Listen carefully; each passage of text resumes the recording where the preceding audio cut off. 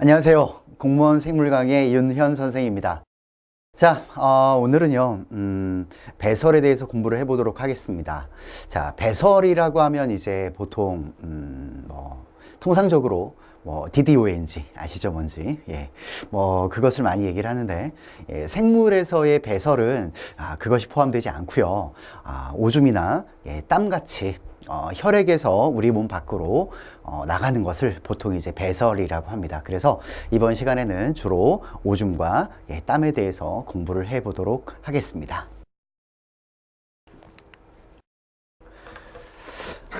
첫 번째는요. 배설이 무엇이고 배설이 되면 어떤 물질이 이제 나오느냐, 어떤 물질이 생기느냐, 그런 것에 대해서 말씀을 좀 드리겠습니다. 자, 먼저 이 배설이라고 하는 것이 뭐냐면 물질 대사 과정에서 생성되는 노폐물을 몸 밖으로 버리는 것이라고 되어 있어요. 자, 물질 대사라고 하는 것은 우리가 예전부터 배워왔습니다. 몸 안에서 일어나는 모든 생명 현상들, 그 중에서 그 화학 반응들, 이런 것들을 물질 대사라고 하죠. 그래서 이제 물질들이 이제 소비가 되고 나면은 이제 생기는 것들이 있어요. 이제 그런 것들을 통칭해서 우리가 보통 노폐물이라고 부르게 되는데, 이런 노폐물들을 몸 밖으로 버리는 것, 이것을 배설이라고 부릅니다. 그럼 배설의 기능은 무엇이냐?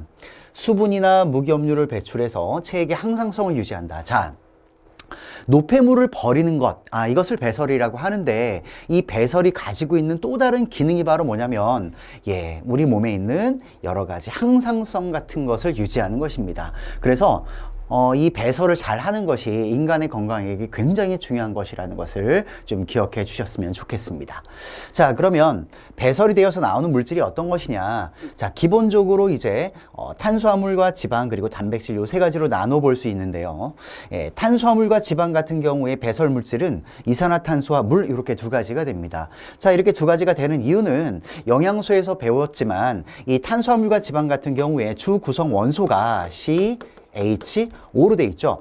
이렇기 때문에 그 배설이 되고 나면 물질 대사가 일어나게 되면 그 이후에 생기는 것이 이렇게 이산화탄소와 물 두 가지가 되고요. 이 단백질 같은 경우에 구성 원소가 CHON.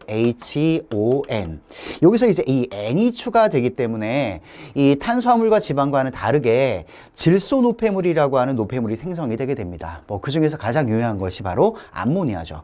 화학식으로 보면 NH3라고 할 수 있는데, 그래서 단백질은 탄수화물이나 지방과 다르게 암모니아라고 하는 그 질소성 노폐물이 생성된다라는 사실을 좀 기억해 주시면 되겠습니다.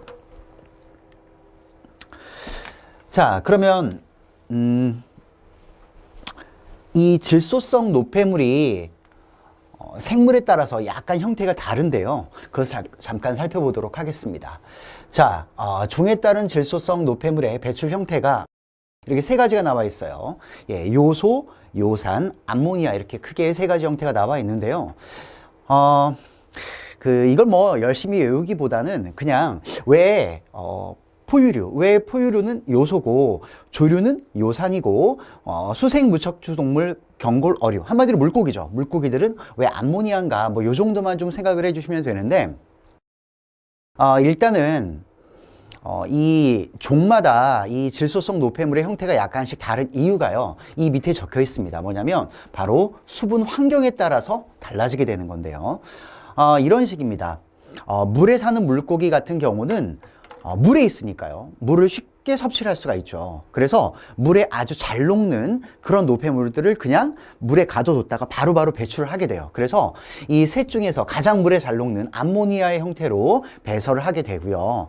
그 새 같은 경우에, 이 하늘을 날아다니는 새 같은 경우는 물속에, 몸속에 수분의 양이 상당히 적습니다. 그 이유는 이제 몸이 가벼워야 하기 때문에 물을 상당히 조금 가지고 있는데, 그렇기 때문에 물에 잘 녹는 물질을 가지고 있기에는 좀 부담스럽죠. 그래서 물에 녹지 않고 물과 따로 놀 수 있는 요산, 요런 형태로 주로 가지고 있게 되고요. 인간처럼 그 가운데쯤 물가에 사는 생물 같은 경우는 이 암모니아와 요산의 가운데 형태인 요소의 형태로 보통 질소성 노폐물을 만들고 배설을 하게 됩니다.